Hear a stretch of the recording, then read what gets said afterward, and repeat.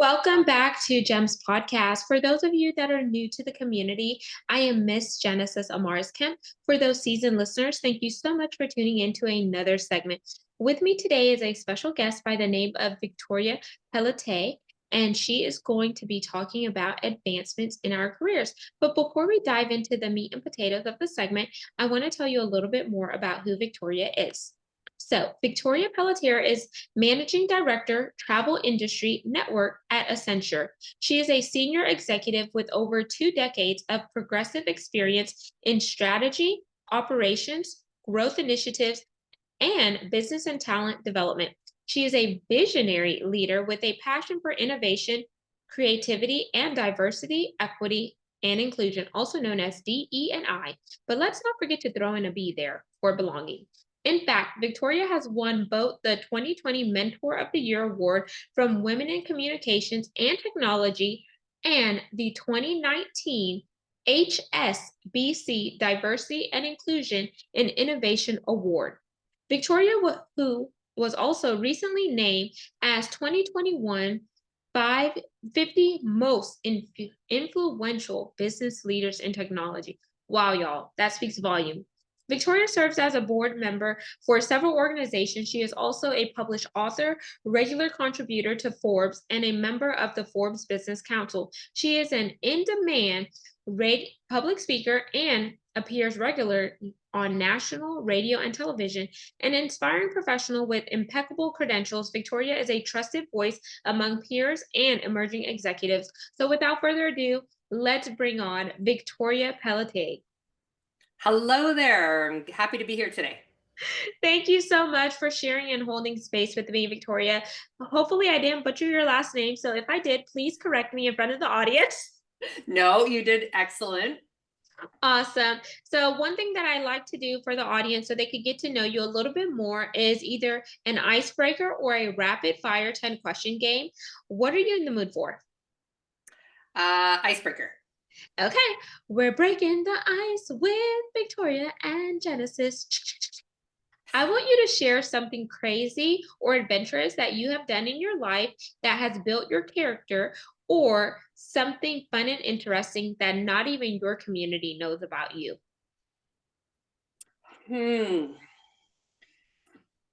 I'm going to go for the second one, but I find that's difficult because I do a lot of speaking and I share incredibly authentically, openly, vulnerably. So it's difficult to find something that many people don't know about me. But I'm a fitness fanatic. I have been for a very long time. That's not new news, but I played volleyball, basketball growing up. And I switched to hockey. So I'm originally Canadian. You'll hear a tiny bit of the accent pop out. So not shocking that I played hockey, but I picked it up in my early 20s and gave up the other sports for a period of time because I loved it. And I played with co-ed, mostly men initially, and switched to playing with women. Never more injuries than when I moved to playing with women. Wow, that is interesting. And I'm glad you told me that you're Canadian. So just as a fun fact here, do you like Tim Hortons or is it trash? Well, I don't love coffee, period. But what I will tell you, Timmy's is what we call it in Canada. Timmy's, for me as a tea drinker, actually makes significantly better tea than Starbucks or the others if I have to go commercial for it. Ooh, okay. I'm going to definitely check that out next time I'm in Toronto visiting my family. So, y'all, that concludes the connection part of the segment, and I hope you learned a little bit more about Victoria. Now we're going to dive into the meat and potatoes, which is the work that she's doing, career advancement. And we all know that these are unprecedented times for some, and they're also blooming times for others, because some people are calling it the Great Resignation, where we're seeing a lot of people getting out of the E bucket, which is the employee bucket, and maybe they're going into entrepreneurship, solopreneur, or whatever the case may be for various reasons. And then we also see that this is a time for bloom because a lot of people have now started to follow their passions because they realized when the pandemic hit, things were closed down, but it also allow them to go within themselves and find out what it is that they like and what's driving them, where they're no longer confined to be in a brick and mortar or whatever the case may be. But I want to hear from someone who's doing the work, which is Victoria. So, Victoria, when you think about career advancement and careers as a whole, what comes to mind and what makes you so passionate about this area? So I have this advice that I give not only to my younger one in particular, who asks younger children who ask me, what she should do for a career at some point, but I give it pretty liberally when I'm coaching people around following their passions, the things that brings them joy. Although interestingly, at the gym this morning, I was listening to Adam Grant, the industrial psychologist, a podcast, and he had Mark Cuban on, and Mark's advice was don't follow passion, follow effort. I think because he said you don't give up on your passion, but effort is what delivers the money. So it's this. I don't know if you've heard of the Japanese philosophy ikigai, right around the things you're good at that you enjoy doing, where you can make money. And so I find that it's a blend of those things. Obviously, doing things that bring you great joy. I've got the 80-20 rule. I need to get up each day 80% of the time and love what I'm doing. There's always going to be an element of either administrative tasks that just have to get done or things I don't enjoy. But that's how I've approached my career and try and guide others. There's this notion of the need to move hierarchically, and that's not a fit for everyone. Sometimes they can be amazing individual contributors in shifting around to different areas or doing things maybe more strategically or different or in a different function. So I would encourage people to be really open to not only the stuff that they enjoy, where there's opportunity, and money will follow, or at least to the extent they want it to afford the lifestyle they choose. Yeah, I like that. And I like the fact that you talked about what Mark Cuban says, but also like passion and helping them own in on what it is that they want to do. And the 80-20 rule, 80% you should love it or love it. And then the other part, you could always tweak it. And if you don't want to do whatever you're doing, then, maybe it's time for you to take a step back and reevaluate where you are in your life and where it is that you're trying to go. And I think that's where the visionary part comes into play. Because if you don't have a vision and you can't see out in front of you, then you're going to perish because you have no direction. And maybe whenever you don't have the direction, you need to get connected with somebody who can lead you in a pathway where you could start to see things with clarity. Would you agree or disagree? Yeah, no, absolutely. I'd agree. I think, finding a tribe around you who can be radically candid with you over your own, whether it's performance or the opportunities in the world or even the blind spots. I think that's really important to find those people around you who can challenge you greatly, but from a place of care as well. Absolutely. Because they say, tell me I think the saying goes, tell me who your friends are and I'll show you who you are. Or look at the five people that's closest to you and I'll show you what you become. Something along those lines, because sometimes those that's in our community can either be the ones to help us accelerate or de-accelerate.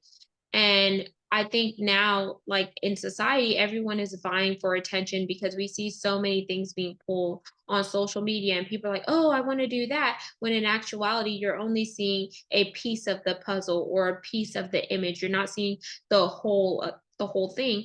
And one thing that resonated with me right now in this career transition and transformation time is a lot of moms are not going back to the workforce because when they were home with their kids, they realized that, oh, I like being home with my kids. I could be at home with my children. I don't have to take off to go to the doctor. I go get my work done from home or whatnot. And then whenever things open back up, they were forced to go to those brick and mortar places and be conditioned to that scheme of things or that status quo, when in actuality you can be just as productive at home as well as in the office. And I feel like some corporations, and I'm going to speak from oil and gas and energy because that's where I came from, some of those corporations, it's a male dominated field, and if a woman has to take off time, they're like, oh, don't you have any help, or can't you do this, or there's so many things that they say, when in actuality you are the person that takes your child to the pediatrician, or has to go to the PTA meetings, or has to juggle various things. It's not the husband that's doing it unless he's the stay at home dad, which is far and few. So it's like, okay, what industry are you in? What are the status quos? And how can I advance in my career just as much as the male? Would you agree to any of those sentiments, Victoria, or do you have a different viewpoint? Uh, I agree with a lot of that and a slight tweak on that. And so I think I do believe that COVID, the pandemic, it, shifted the mindset quite a bit for parents, period, and how they wanted to gain a greater balance or how they could figure out how to integrate just in life, work and life and all those things and still be able to meet deliverables. So I have a saying with my team, there are no schedules, there are just deliverables. You never had to ask me for permission to take a child to the doctor or go to a soccer game or an aged parent to do something. You never needed to do that. So I think it's caused it parents and people to just to think much more so. What I will say that's a shift on that is, there is an expectation that more of that sits with the mother. I'm going to tell you, I bucked that. For me, both with a second marriage for me now, but both partners incredibly supportive. And by the way, I have a stay-at-home husband now, even though my children, he is one of those, as you say, few and far between. But that's because I came at it from a place of we are partners here in our marriage, in our parenting, in our life, and we contribute differently. So I'm used to being the primary earner. And so therefore, whether it was with my ex who did work, but we had a nanny at home, but my ex and the nanny picked up more of the household responsibilities because I'm an executive and I traveled around the world extensively. Now, even with my husband currently, he gave up a 25-year career to move because we lived in different cities. We'd met on vacation, to move and, at the time drive my ex passed away. So, he stepped in and, to drive my kids to school and, he takes care of me and he does our laundry, right? Like we have a very different, and so I think it's okay for a woman, to demand some of those things, but also be comfortable with the boundaries that, one creates. And so feeling no guilt for your choice, either to be a stay-at-home mother or make a different choice from a career perspective, part-time or whatever, to balance it, or to demand equality with your partner to be able to live more holistically and not give up on career for the sake of a family.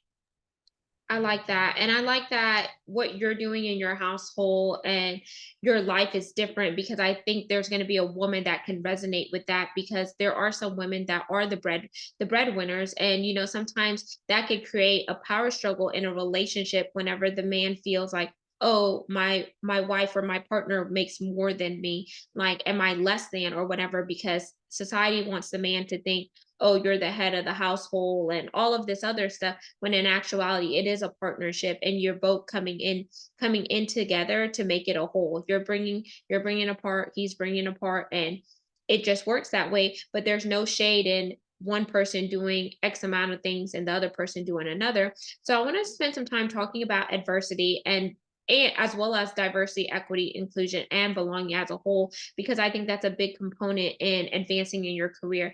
And making sure that you're cognizant of the industry you're in, making sure you're cognizant of the boundaries that you set up for yourself, as well as the expectations of the boundaries that other people set up for you, because they may clash. And then you have to ask yourself, is this really a good fit for me?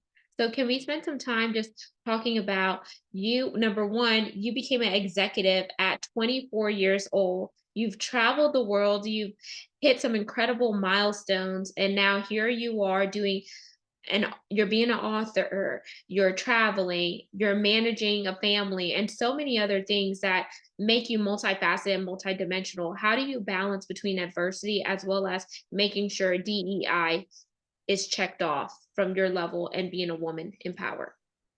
So as it relates to adversity, my book, but it's because it's my life mantra, is around being unstoppable.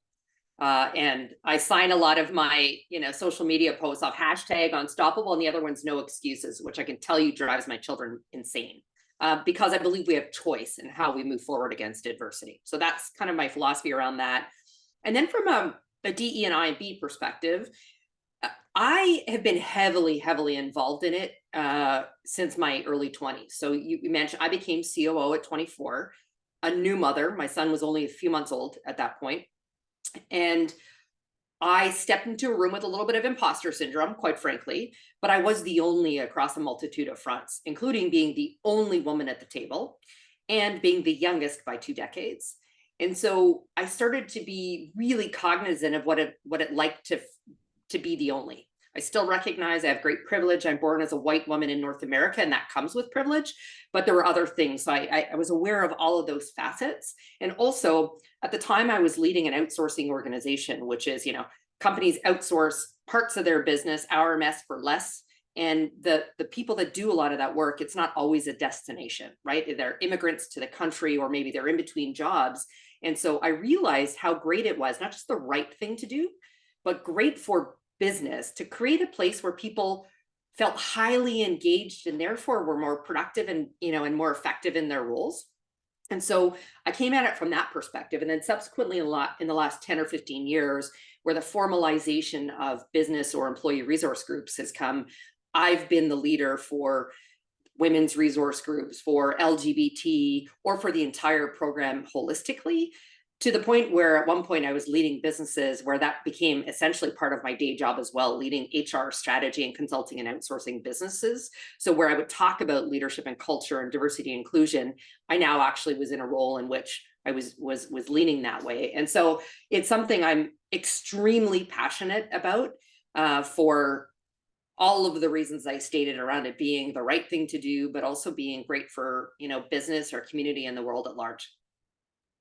And I think whenever, to your sentiment, whenever people are seen and heard, they're more engaged, they're going to provide higher quality work because they see the value that they're adding to the organization, but they also see the fact that the organization values them as a person and a contributor, not just a number to that organization. Because whenever someone feels as a number, they're just gonna think to themselves, oh, I'm just a placeholder. And who knows if I'm going to make it if they need to cut headcounts? Who knows if I'm going to make it if there's a layoff or a furlough or et cetera? So then they have half their foot in the door and half their other foot outside of the door. So it's like the teeter totter. But I also like the fact that you mentioned diversity, equity, inclusion, and belonging was something that you did and you fell into it and you assumed that role because it was something that you're passionate about. And your passion, just it doesn't just stop with you, but it carries outwards to other people, because then they could see you show up authentic, they could see you being vulnerable, and etc. So whenever we think about career advancements, how would you guide and mentor someone who's just starting off in their career? Maybe they're at that entry level position and they feel like they're being talked down to, when in actuality you can talk up the chain, but then also have the person at the top meet you there and create a sweet spot, because sometimes people feel like they're in a box and they're so afraid to step outside of that box because they don't want certain things to be labeled upon them, if that makes sense. So it does make sense, and I think I'll often say, I mean, we are all leaders in an organization, regardless of title or hierarchy. And the reality is we all have power, and our voice is our power. So when I'm speaking to, oftentimes I will come in as an executive talking to our, college entrants, in whether it's on a summer program or our new analysts, for example, who are that's right out of college, and talking to them about what I would have told my 20-year-old self and the things I wish I knew. And so one of those is around bringing voice to power and the ability for leadership to be listening to those that are on the ground and have great ideas and are close to our customer base or our employees that we're engaging with and looking to do things differently. So that would certainly be one.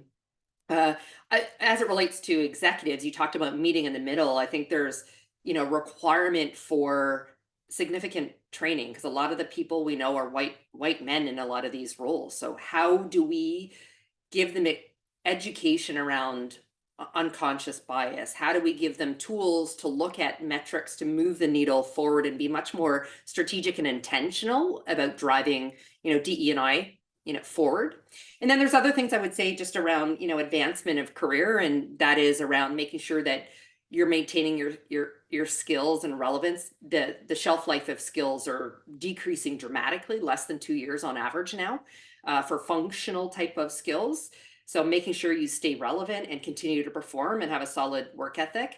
And the Great Resignation or in Quiet Quitting talks around boundaries. You can still do all of those things and maintain boundaries. And then also focusing on your individual brand. We are more than our role or title and the tasks we're responsible for. We come with values, we come with different experiences that we can bring to the table. If you are a leader, who you are and how you show up and support your team, that's all part of who we are in terms of building a brand, and then building a strong network around that would be another piece of advice. Wow, so many gems just shared right there, Victoria. And one thing that I want to pull on and just go a little bit deeper is you mentioned metrics. So KPIs are huge, y'all, no matter what industry you're in. And if you're not sure what KPIs are, they're key performance indicators. And a big component of KPIs is performance assessments, depending on what industry you're in. Some industries have forced ranking where you're ranked in the top quartile, the middle quartile, or the bottom quartile. Or if you're in a office clerical administrator position, you may be ranked A, B, C, D, and you definitely don't want to be a D because you're seeing your way out the door. And then there's other companies and industries where there is a performance assessment that is fair across the board. It's not forced ranking, and you're not necessarily competing against your peers, so you're not trying to do anything that can, compromise you or compromise your peers that you work with on the same project. So one my question to you, Victoria, is whenever you think about performance assessment and personal development and professional development, how can we factor in those KPIs in a way where someone wants to work on their KPIs and thrive while being vulnerable, but then the organization sees that individual for who they are, what they bring forth, and what their succession plan looks like? There's a lot there. And so I think there's a number of things. So first of all, I will always, coach people to be really clear in understanding in their role, what does success look like and how is it measured by their leader and by the organization. So in a given role, if you're in a call center, you're a customer service agent, your call handling time, the call quality, or the way the customers rate you. Like there's lots of metrics that can come. But then the other and then there's a few other things I'd suggest that we need to look at. So as you talked about, there's the whole person, and there's other things that we can contribute beyond those metrics alone. Are you a good team player? Are you, when it relates to the broader ESG initiatives, which is where getting sustainability, DE&I, those sorts of things, are you participating in that, through volunteer activities? There's all of these other dimensions, and so I like for companies to look at the core performance metrics in the role they're in. If they have a role in supporting, financially, whether that's growth or profitability, many that sits at a leadership level, to who they are as individuals and supporting the community, the business, et cetera. And that there's this other element of potential as well, right? So a lot of companies have moved to a 9-box rating system, which looks at performance in role versus potential for future. And are they in the right role? How do we think about them? Are they ready to get promoted to the next, et cetera? So having a much more balanced kind of performance and succession view of the entire employee population, and not based upon one or two single metrics alone. Yeah, I love that. And I did not hear about the 9-box method. So I'm definitely going to have to research that because I think a lot of organizations can definitely benefit from that. And even if you're listening and you may not necessarily be an organization, maybe you're a mom and pop business that's scaling up. Take this into consideration because even though you're small right now, you're not always going to be small. You're going to grow. So see what you can do now and put the foundation in place. So whenever you do begin to scale your business up, people who are coming in to work for you feel seen, they feel heard, valuable, and etc. You don't have to be a Fortune 500 company in order to adopt these principles, nor do you have to be a Fortune 100 company. You just need to start and make sure that you walk it like you talk it. And Victoria, I want to ask you, is there anything that I have not asked you that you think will be valuable to share with the audience around career advancements? Well, everyone needs to recognize that they are the CEO of brand you, right? So you are in control of your destiny. And so the ability, going back to no excuses, your ability to make choice and change based upon your needs that may shift and change over time, and your passions and joy, whether it's and then monetary needs and all of those things. So what I tell your listening audience is to recognize that you are in control of that. Use your voice for power. Make sure you maintain your skills and performance, and and be really good humans that others want to work with. Yes, all of that and some. So you are the hashtag unstoppable, hashtag no excuses, firecracker woman. So, what is your call to action for the audience? Because, audience, you didn't just listen to a segment or you didn't just watch this video. It's time for you to go to work.